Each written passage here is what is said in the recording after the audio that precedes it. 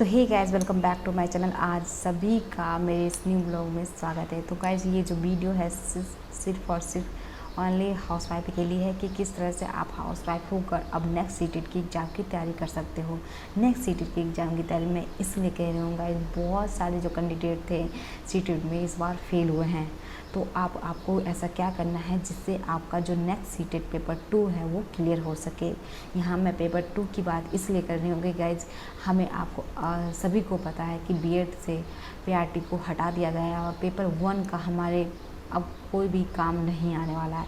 तो हमें सिर्फ और सिर्फ जो फोकस करना है, सिर्फ और सिर्फ पेपर 2 के लिए फोकस करना है। तो अब हमें पेपर 2 की किस तरह से तैयारी करनी है, ये सारी स्ट्रेटजी मैं आप लोग को आज बताने वाली हूँ। तो गाइज, अगर आप लोग मेरे वीडियो पे नए हो और तो चैनल को लाइक शेयर सब्सक्राइब कर दीजिएगा, कमेंट करके अपनी राय ज़रूर बताइएगा। तो गाइज देखिए, हम हाउसवाइफ की ज़िंदगी में बहुत सारे चेंजेस आते रहते हैं। हम हाउसवाइफ की जो माइंड सेट जो होता है कभी भी एक जैसा नहीं होता है। कभी हमारे साथ कोई ना कोई चेंजेस होते रहते हैं। कभी हमें चिड़चिड़ापन होता है, कभी हमें बहुत ज़्यादा गुस्सा आता है, कभी हमें किसी से बात करने का मन नहीं करता, कभी कोई काम करने का मन नहीं करता, कभी किसी दिन लेजीपन आ जाता है, किसी दिन हम के हर काम को 1 घंटे में निपटा लेते हैं, किसी काम को वही काम करने में हमें 2 से 3 घंटा लग जाता है। ऐसा हम हर बार की ज़िंदगी में होता रहता है, लाइफ में होता रहता है। तो अब आपको ऐसा क्या करना है कि जो आपको मतलब आप पढ़ाई से बिल्कुल भी नहीं हटे, क्योंकि कभी कभी इसी कारण जो होता है, जैसे हमारे जो दिमाग में फिजिकल जो हमारे चेंज होते रहते हैं, कभी एक्टिविटी में चेंज होता रहता है, इस कारण हमारा जो पढ़ाई जो रेगुलरिटी नहीं हो पाती है और हम रेगुलर अपनी पढ़ाई को नहीं कर पाते हैं। तो गाइज, अब आपको क्या करना है, देखिए गाइज, मैं आप लोगों को बता दूँ, हम हाउसवाइफ मैक्सिमम जितनी भी प्रिपरेशन कर रहे हैं किसी भी एग्ज़ाम की, वो मैक्सिमम एज हमारी होगी 25 से लेके 30 की, इनके बीच में ही होगी मैक्सिमम। ठीक है, मैं आप लोगों को बता दूँ। तो अगर अब ये जो 30 एज अगर पार कर गया तो उसके बाद हमें जो पढ़ने का है बिल्कुल भी मन नहीं करता।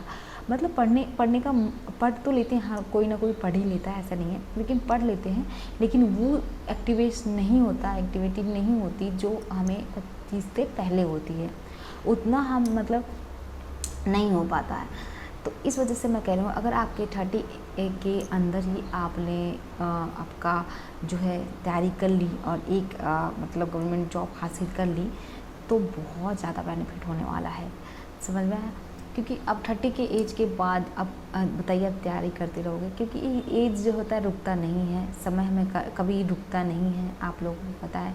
मैक्सिमम अब वीडियो में मैं आप लोगों को बताते रहती हूँ कि तैयारी करने की भी एक उम्र होती है। अगर ये उम्र पार हो गई उसके बाद हमें पढ़ने का बिल्कुल भी मन नहीं करेगा। तो अगर आपने उम्र में रहते हुए अपने आप को विकसित कर लिया तो बहुत अच्छी बात है।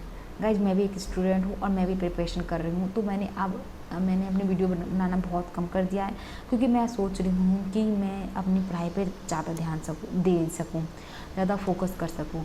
क्योंकि अगर मैं वीडियो बनाना स्टार्ट कर देती हूँ तो जो टाइम पे मैं वीडियो बनाती हूँ उस टाइम में मैं पढ़ लेती हूँ, तो मुझे ऐसा लगता है कि हाँ मैंने आज कुछ किया है। आप लोगों को मोटिवेट करना मुझे बहुत अच्छा लगता है, इस वजह से मैं वीडियो से हट नहीं पाती हूँ और मैं अपने आप लोगों से जुड़े बिना रह भी नहीं पाती हूँ। इस वजह से समय समय पर आप लोगों को मोटिवेट करती रहती हूँ। गाइज, आप लोग मेरी वीडियो को लाइक करते हो, सब्सक्राइब करते हो तो मुझे अच्छा लगता है, कमेंट करते हो, स्पेशली कमेंट करते हो तो मुझे बहुत अच्छा लगता है।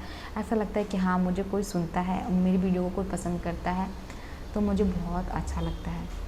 तो गाइस, ये सब चीज़ें तो हो गई मेरी बात। अब मैं आप लोगों को बताने वाली हूँ कि आपको पेपर 2 में क्या करना है, क्या ऐसा नहीं करना है जिससे आपका जो नेक्स्ट सीटेट है अब पास होने से ना चुके। तो आपको गाइस देखिए, आप अगर हाउस वाइफ हो तो आपको दिन में मतलब 2 से 2.5 घंटा ही टाइम मिल पाता होगा, ज़्यादा से ज़्यादा।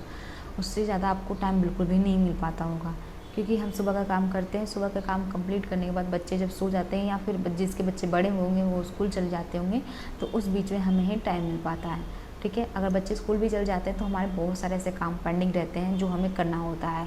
पेंडिंग काम करने के बाद फिर हमारे पास 2 से 2.5 घंटा ही टाइम मिल पाता है। फिर बच्चे आ जाते हैं, फिर हम उन्हीं में लग जाते हैं और बच्चों के सामने पढ़ना बिल्कुल भी नामुमकिन सा हो जाता है। तो इसमें आपको क्या ऐसा करना है, क्या स्ट्रेटेजी रखनी है जिससे आपका पेपर 2 अच्छे से क्लियर हो सके। देखिए, पेपर 2 में सबका जो मेन सब्जेक्ट होता है साइंस, मैथ और एसएसटी। तो इन तीनों को पहले आपको फोकस करना है। इस 2 महीने में के अंदर आपको अच्छे से अच्छे प्रिपरेशन कर लेना है, ताकि आपको 2 महीने के बाद जब एग्ज़ाम में बैठे तो आपको ऐसा लगे नहीं कि मैं एग्ज़ाम में हॉल में बैठी हूँ, ऐसा लगे कि घर में बैठ के मैं पेपर दे रही हूँ। ऐसा आपको फील होना चाहिए, तभी आपका जो एग्ज़ाम है अच्छे से क्लियर हो पाएगा। क्या होता है, एग्ज़ाम हॉल में हम बैठते हैं, हमें डर लगने लगता है, जिससे हमारा पेपर आधा ऐसे ही छूट जाता है। तो इस वजह से आपको ऐसा क्या करना है जिससे आपका जो है एग्ज़ाम हॉल में डर जो है ख़त्म हो जाए।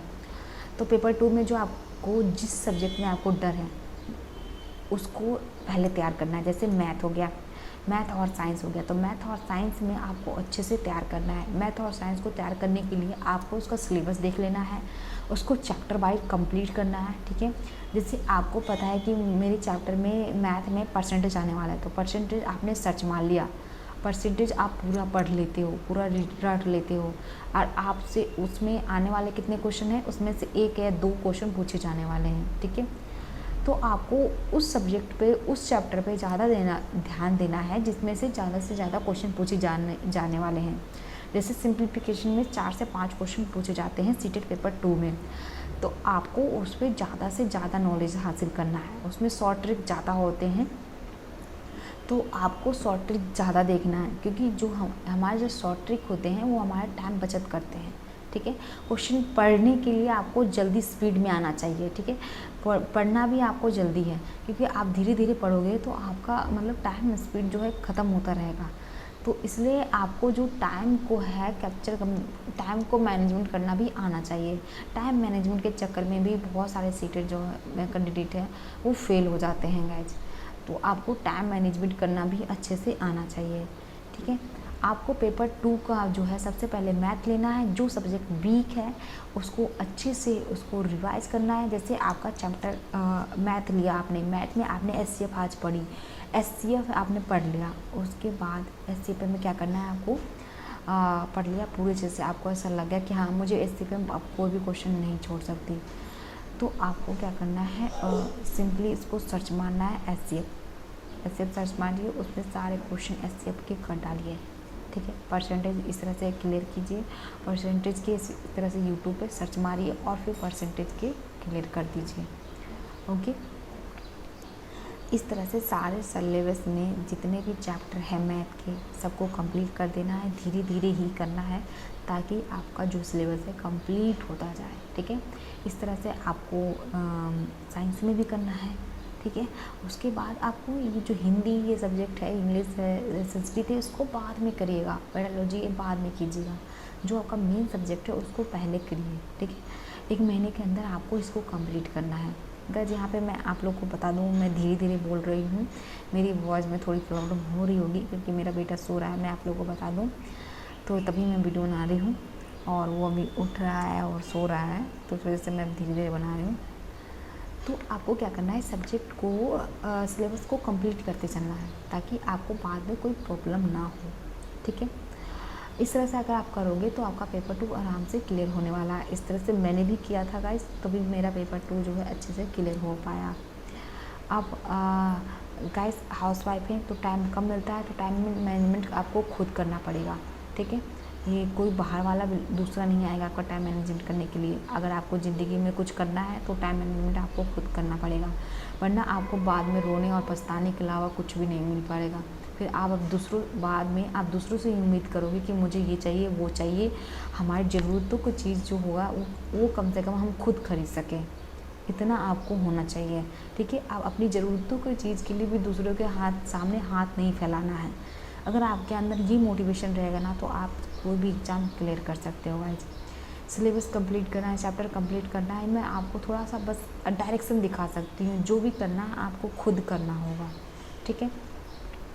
हमें ज़िंदगी भर किसी के मोहताज बन के नहीं रहना है, आपको ये सोचना है हर छोटी चीज़ के लिए आपको दूसरे के सामने 10-20 रुपये नहीं मांगने, कम से कम 10-20 रुपये लायक तो हम हों कि हम दूसरों को दे सकें, ना कि हम दूसरों के सामने हाथ फैला कर सकें।